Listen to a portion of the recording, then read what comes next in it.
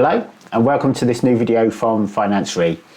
My name's Simon Lockname and today we're going to look at written premium reporting, planning and forecasting and how insurers can improve these processes with the use of Microsoft's Power BI software. Reporting, forecasting, planning are often very manual processes, a lot of data involved, can be a little bit disjointed, very difficult to coordinate, lots of spreadsheets and different versions being emailed around the organisation, lots of data sitting in siloed spreadsheets and people not seeing a common view, all of which Power BI can help with and really make a big difference to the speed and quality of these processes. So without any further ado, let's open Power BI and take a look at our demo.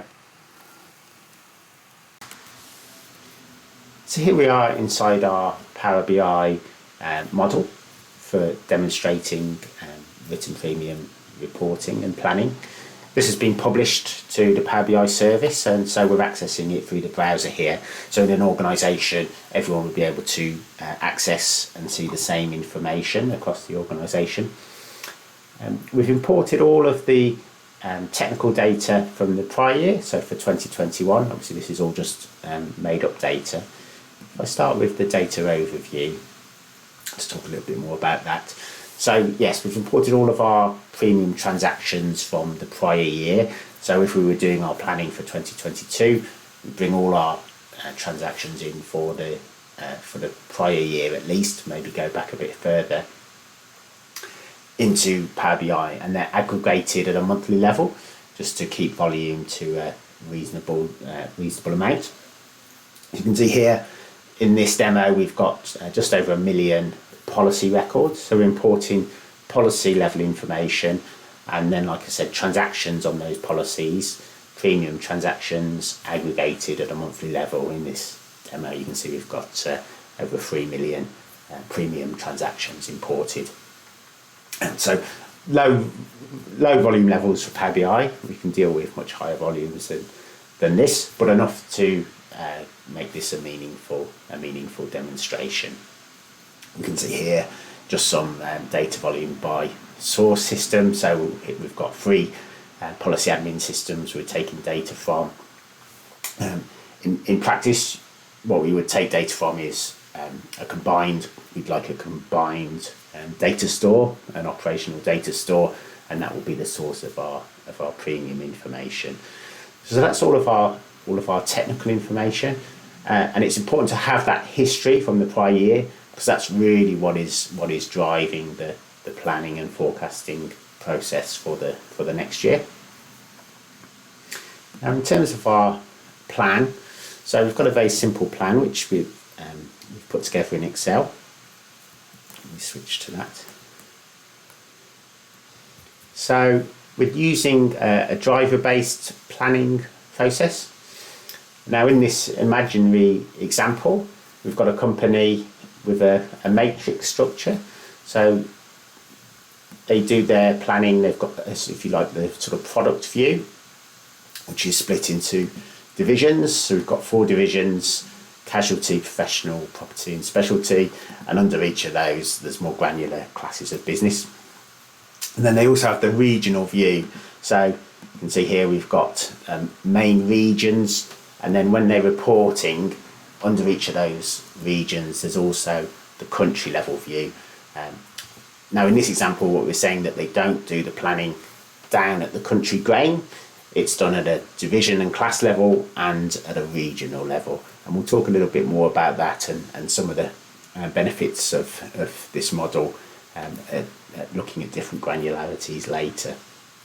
As you can see, this is a plan for 2022, and for the premium you can see we've kept it very simple. We have a retention ratio, so how much of the previous business that's renewable do we think we'll write again this year. An assumed price change, so what will our price change be for an equivalent policy from last year to this year. This is really on retained business, and then for new business, well, we've got 2 columns. One is new business as a proportion of the prior year, which actually for this example we've just left blank, or we just bring in for the new business a set amount in millions of pounds in this instance, and that's what we're using in this case. So you can see a very simple plan, and then we've imported this again into Power BI, and then we use the combination of our imported system data for the prior year.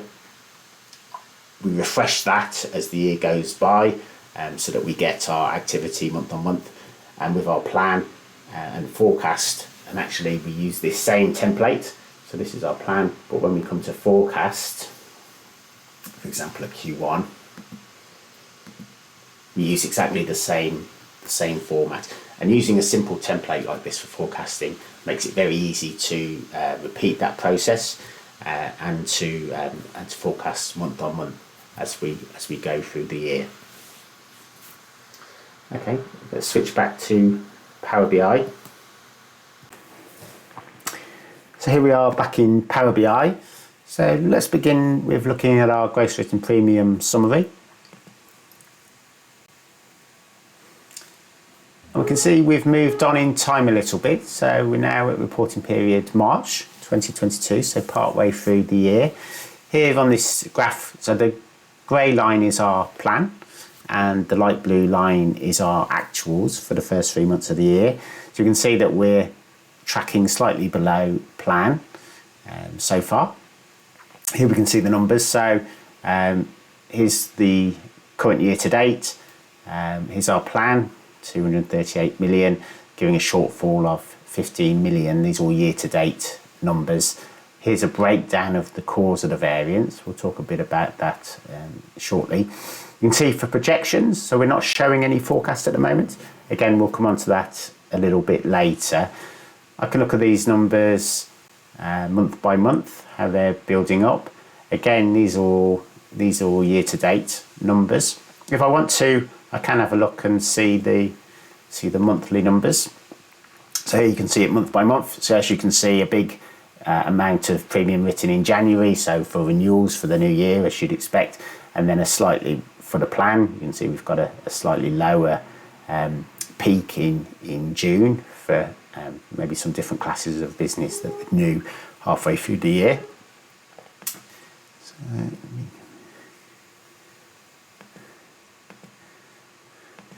and I can also, if I want, I can break these numbers down. So here, remember we spoke about the business is organised along product and country lines. So if I want, I can filter everything, say Americas, and let's pick a division, casualty. So everything is broken down. And I can also split the numbers. So for this combination, I want to go down and look at everything by class of business. So I can split everything out. So here you see for America's casualty, all these classes, I can look and see how each of my class of businesses is performing. Here you can see my classes here in the table as well. Or I could look at it by country. So again, I can see now all my different countries and see what's performing well and what is below plan. It's interesting. Let me remove these filters for a moment. Now, if you remember, our plan was very simple. We just put in some drivers for the year, and we put our new business, we just put a number for the year overall. So it's interesting, if we look at our plan here, we can see that it's actually split out month by month with a certain profile. And this is where the sort of calculation engine of Power BI is great for helping us with allocations. So what we're actually doing, we're taking that plan number and we're allocating it based on the prior year premium. So actually, if I switch, so you can see our comparative here, this is plan. If I switch that to prior year,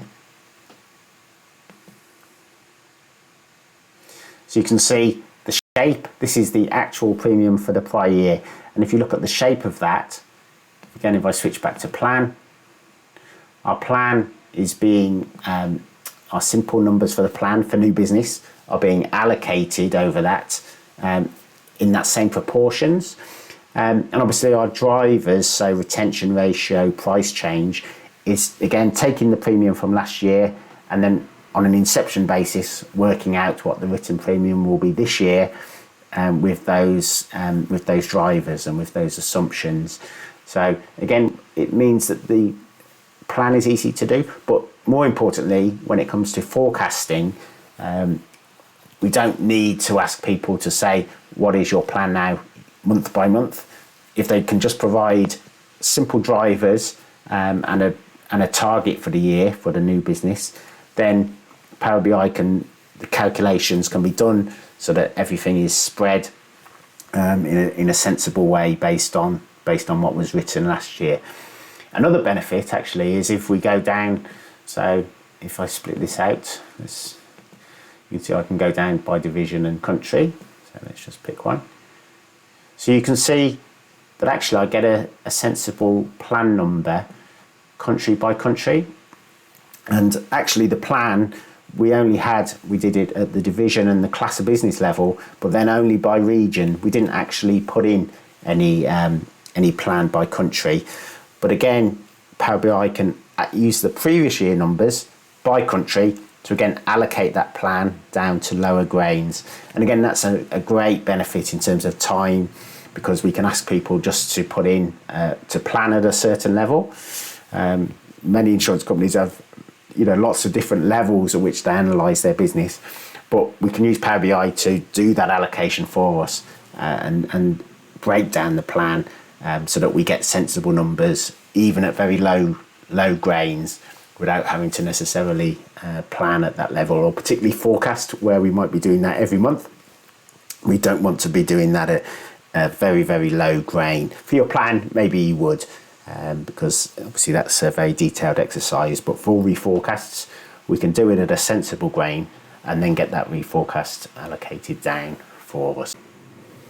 So we've seen now we can easily analyse our performance by different grains of our business, slicing and dicing our numbers. So here we are again, this is our overall number. Maybe we want to split that out by division and have a look at our numbers. Here we can see, so our variance to plan, it's mainly property that is the biggest contributor to the negative position. And then we could drill down from there perhaps, but it might not be that easy maybe to see exactly where we're doing well and badly. One area where Power BI can help us quite nicely is with the decomposition tree. So this is a way I can select different measures to analyse. This is the variance to the year to date. So this is our 15 million negative variance at March. And this is an intelligent visual, as Microsoft says. It's got some artificial intelligence behind it, and it can guide us through breaking down the number to see what contributes positively and negatively to the number. So if I click on the plus here, I can choose a way to split it down if I want to. But if I say I want to see what's a low value, you can see that it then chooses what's the biggest grouping that will explain a low number. So we can see that actually the main factor is whether it's a new business this year or whether it's renewed business. So is it an existing customer that have renewed their policy? Actually, if we look, let me take off this split by division.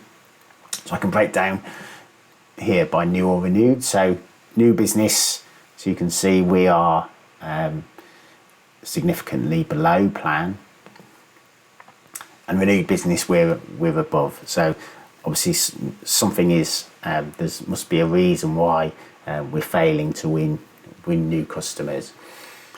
Let's have a look again. So let's have a look. So new business again, why is that? So what are the main contributors to the negative variance for new? So again, I'll ask Power BI to break what's a low value, and we can see that actually energy is by far the greatest class where we're got a negative variance for new business, and we could break that down further if we wished.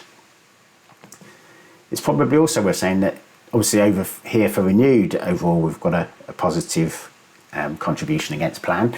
But we should also maybe have a look. We can ask, well, is there anything in there that is a low value?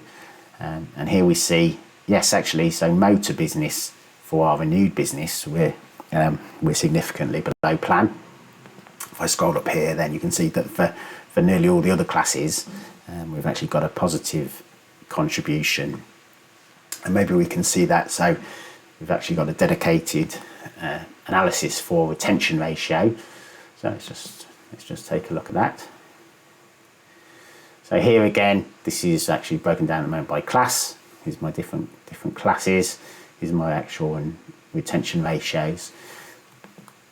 This is a scatter plot. So here's the planned retention ratio on the x-axis and the actual retention on the y. So anything that's above this diagonal line is that the actual retention ratio is in excess of plan.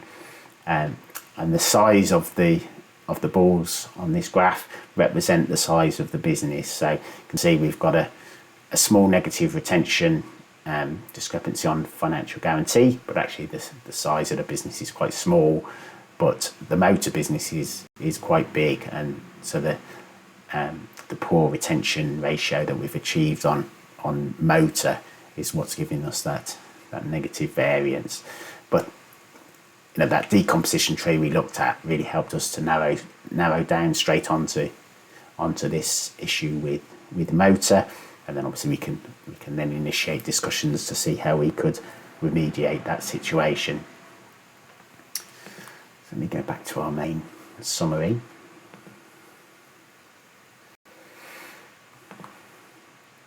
So yeah, the decomposition tree is a nice way of drilling into our numbers and seeing how we're performing. Okay, go back to our main table. So while we're talking about variance analysis, actually you can see we've got a tab dedicated to variance. So we should take a look at this. So this is showing us here's our overall variance to plan, and this is breaking down a bit more the reasons for that. So obviously we said for renewed business overall, we've got a profit or a beat to plan, and so we can see that retention ratio is driving that. Some negative variation due to price, and then a large negative variance due to new business. Again, let's break that out maybe by class. We'd already spoken about energy on the new business as being an area which had a very large variance. Maybe if we filter this again for renewed, we should be able to see that we had motor with a very large variance, some mostly due to a poor retention ratio, some of it due to price. I guess if we are not performing well, maybe we are trying to lower prices. But most of the classes are actually showing a positive contribution for renewed business. So again, this is just a nice way to see the drivers that are giving us gains to plan or a loss against plan. Okay, so let's have a look at the forecasting side of the model now. So let me take this split by class of business off. Just this table. Okay, so we can see here, yeah, as we said, let's look at everything together, new and renewed. So here's our plan, here's our actuals up till March. Now, if we want to apply a forecast, we can choose. And we can use the same assumptions that we used for the plan for our forecast. So let's do that. We've got our plan details here. And you can see that we now get this dotted line, which is our forecast. And also here's now our full year projection. So you can see actually we're forecasting an increase in GWP over the plan for the full year of 13 million. So that might seem a little bit strange at first sight. So obviously the grey is our plan. We're at March here, and then we are forecasting using that plan assumptions for the rest of the year. Now, if we have a look at let's have a look at the new business first. Now this, you can see, because we're using that same plan for our forecast, we're basically saying that by the end of the year, we're still expecting to make that full amount of new business that was in the original plan. So you can see on a cumulative basis by December that our plan and our forecast are the same. So what we're basically saying, that the shortfall at March will be caught up over the rest of the year, and that might be a valid assumption, particularly if we think, the reason we're short in the first few months is just timing, or maybe some big deals haven't been finally signed off and booked, and we think they will be reflected over the rest of the period. So it could be perfectly valid that is the case, and it is quite a big gap at March in terms of percentages. So maybe that wouldn't be an applicable assumption here. But you can see that's how it's working. So it's taking the value at March that that's been written, and then it's taking the balance up till the plan for the full year, and then again that's being allocated. You can see it's following the same pattern as the plan. It's being allocated over time based on the written premium from the prior year. And if we have a look at the renewed, and remember the renewed business, what we're saying is that we set in our plan, we set a retention ratio and we set a change in price. So you can see actually from March onwards, so our dotted line is following the plan line exactly from where it sets off. So at March we've beaten the plan by 13 million, and what we're saying now, we're forecasting that we're going to basically match the plan for the rest of the year. So you can see, so this is at the reporting period, we had a cumulative beat on the plan of 13, and actually that's the final position. And that is if we then select new and renewed all together, you can see that that's the same. So that 13 million beat over the plan, that is the written premium in excess of the plan that's been written already at March on renewed business. Okay, so probably really we want to do a reforecast. So we'd ask our teams, our underwriters, to go away and come up with a fresh set of assumptions based on what they've seen in the first 3 months of the year. And we've done that and entered that into our spreadsheet in the same format. So I can come here, and so we say for our forecast, instead of using the plan, let's do a Q1 reforecast. So here we can see now this dotted blue line is the full reforecast. A bit pessimistic actually, so it probably reflects the fact that the figures to March don't look that great. But for the full year now, we're forecasting less GWP, be lower than planned by £51 million.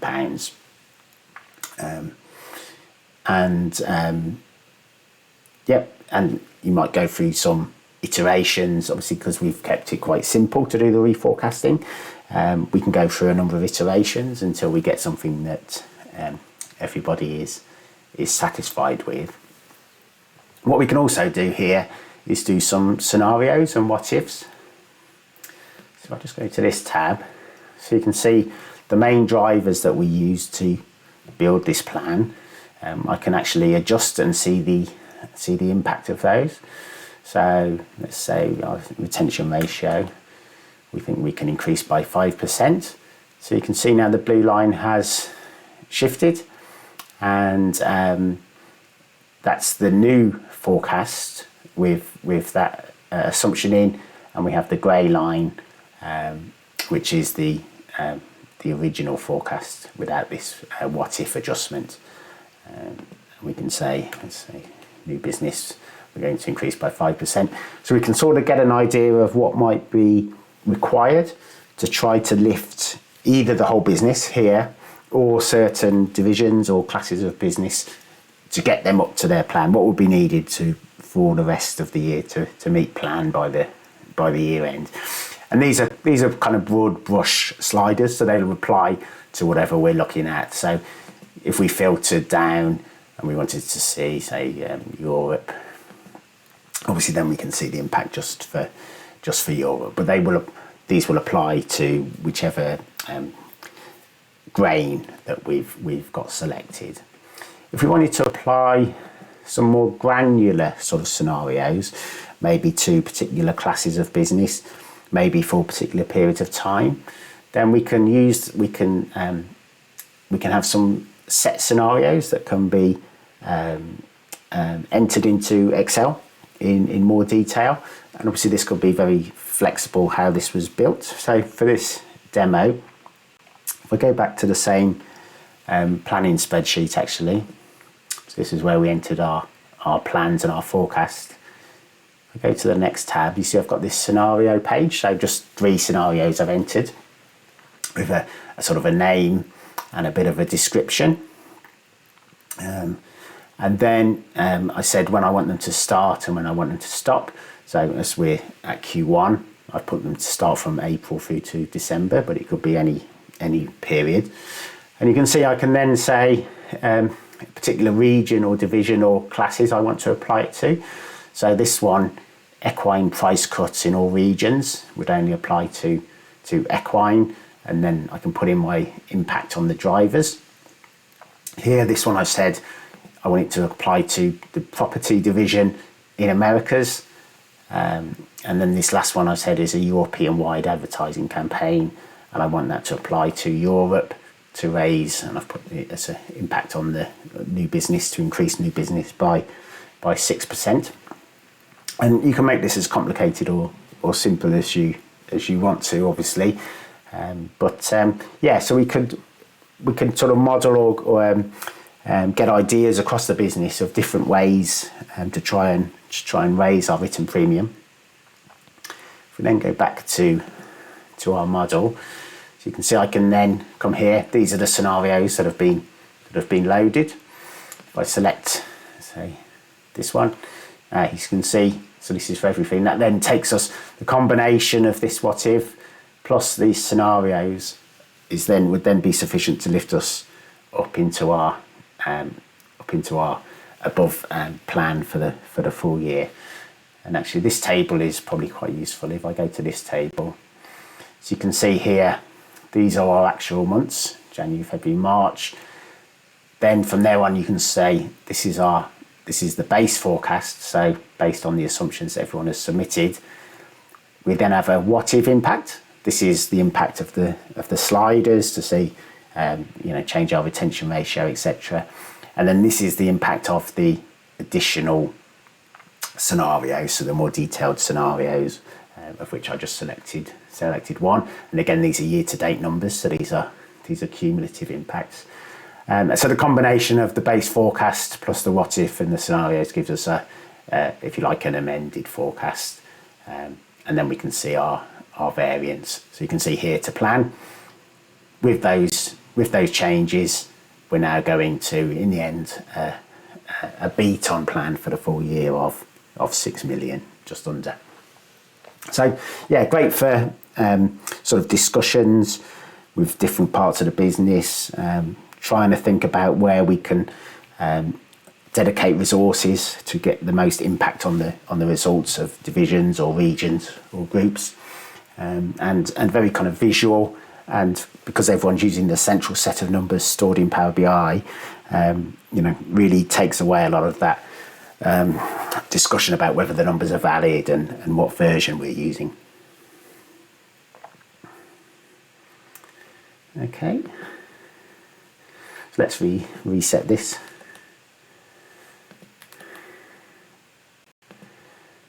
Remove that. So I think that's really most of what we have covered in terms of forecasting. One thing, so if we moved on, so let's say this was at March, let's move on now. So settings. If we move the model on to pretend we've gone 3 months, jumped 3 months in time. You can see our actuals have moved. I've actually got actuals within this model for the full year.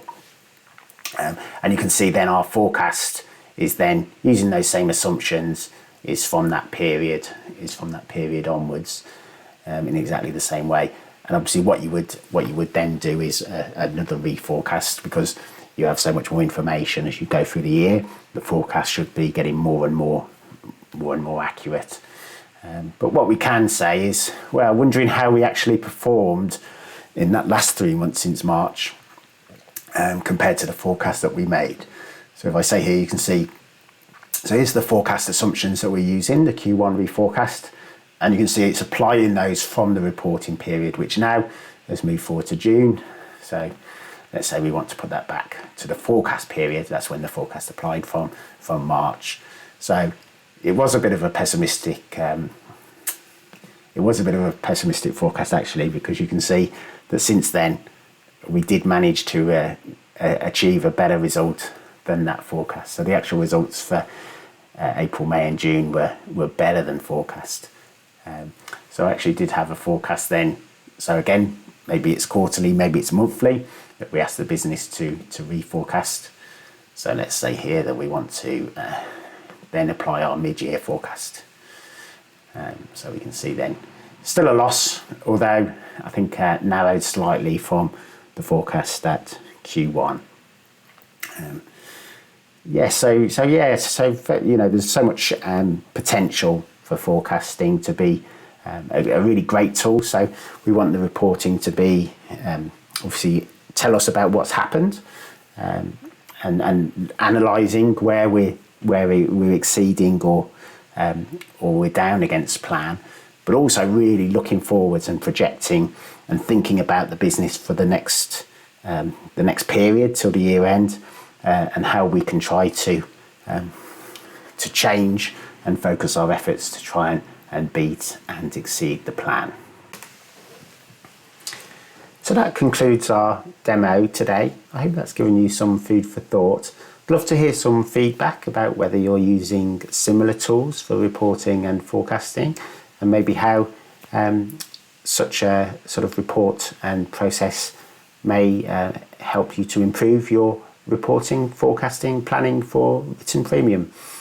If you think, if you'd like to speak to us at Finance Re about really any finance reporting or process help that we might be able to help you with, then we'd really love an opportunity to speak to you. I'll put our website in the notes to this video, and also up on screen. So thanks very much for watching. Thank you.